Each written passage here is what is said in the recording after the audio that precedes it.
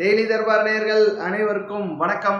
தமிழக மக்கள் ரொம்ப ரொம்ப ஆர்வமாக காத்து கொண்டிருந்த பிக் பாஸ்க்கான அறிவிப்பு வந்திருக்குது. எப்பவுமே பாத்தீங்கன்னா கமல்ஹாசன் அவர்கள் தான் கொஞ்சம் வித்தியாசமான அறிவிப்பை கொடுத்துட்டு இருப்பாரு. விதவிதமான கெட்டப்ல புதுசா புது ஒரு டைட்டில் கார்டு மாதிரி வச்சு அவங்க சொல்லியிருப்பாங்க. ஒரு பஞ்ச் லைன் எல்லாம் வச்சு சொல்லுவாங்க.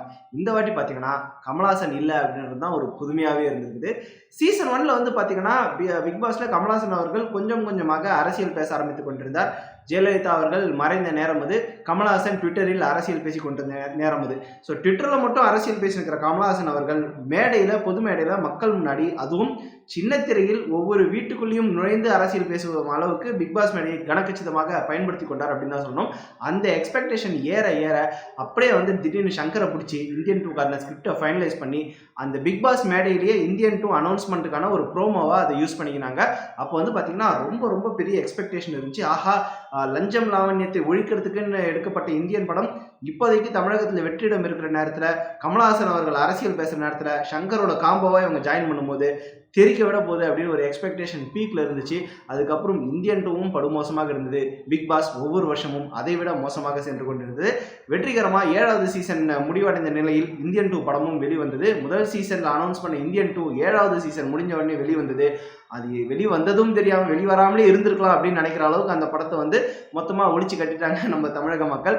ஸோ இந்தியன் 2வோட வெளியீட்டுக்கு அப்புறம் கமல்ஹாசனோட பிக் பாஸ் பயணமும் முடிஞ்சிருச்சுன்னு சொல்லலாம். ஸோ கமலோட பிக் பாஸ் பயணத்தை நம்ம சம்மரைஸ் பண்ணணும் அப்படின்னு பார்த்தீங்கன்னா இந்தியன் 2 அனௌன்ஸ்மெண்ட்டுக்கும் இந்தியன் 2 வெளியீட்டுக்கும் இடைப்பட்ட காலமே பிக் பாஸ் எனப்படுவதாகும் அப்படின்ட்டு நம்ம 2 மார்க் கொஸ்டின் எழுதுகிற அளவுக்கு பிக் பாஸ் சம்மரைஸ் பண்ணிடலாம்.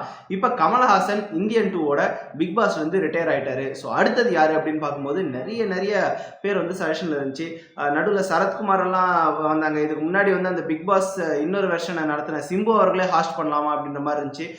பிக் பாஸ் பஞ்சாயத்தை விட யார் இதை ஹாஸ்ட் பண்ண போகிறாங்கன்ற பஞ்சாயத்து பெருசாக இருக்கும் அப்படின்ற அளவுக்கு ஒரு டிபேட்ஸ் அண்ட் டிஸ்கஷன் நடந்து கடைசியில் விஜய் சேதுபதி அவர்கள் ஹாஸ்ட் பண்ண போகிறாங்க அப்படின்ற தகவல் கிட்டத்தட்ட உறுதியானது. அதை தான் விஜய் டிவி அவர்களோட ப்ரோமோவில் விஜய் சேதுபதியை வச்சு பிக் பாஸ் பண்ணியிருக்காங்க. ப்ரோமோ பார்த்தீங்கன்னா இன்ஃபேக்ட் இன்ட்ரெஸ்டிங்காக தான் இருக்குது. நிறைய பேருக்கு விஜய் சேதுபதி பேரை சொன்ன உடனே இது செட் ஆவாரா, இவர் கொஞ்சம் ஹார்ஷாக பேசினா எல்லாரும் ஏற்றுப்பாங்களா? ஏன்னா விஜய் சேதுபதியை படத்தில் பார்க்கும்போது ஒரு வில்லன் ரோலில் நம்ம பார்க்குறது டிஃப்ரெண்ட். பட் வில்லன் கூட பார்த்தீங்கன்னா அந்த ஆக்டிங்கில் தான் அவர் நல்லா பண்ணுவார்.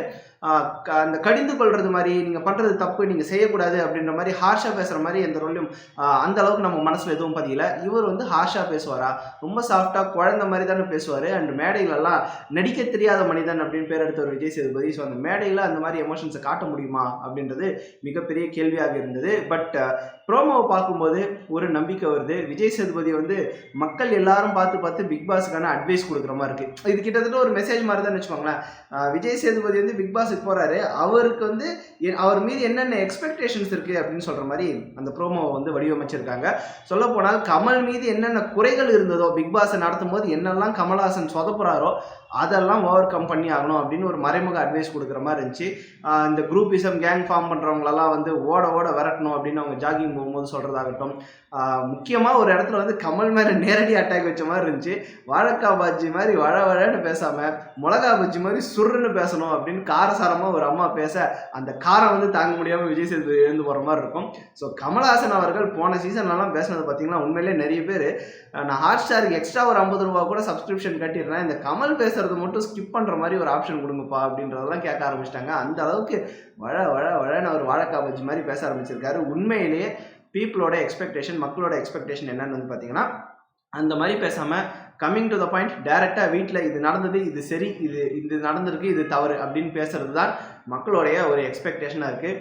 அக்டோபர் மாதம் அது ஸ்டார்ட் ஆக போகுதுன்றாங்க. மோஸ்ட்லி அந்த அக்டோபர் ஃபர்ஸ்ட் வீக்கை தான் பிடிப்பாங்க.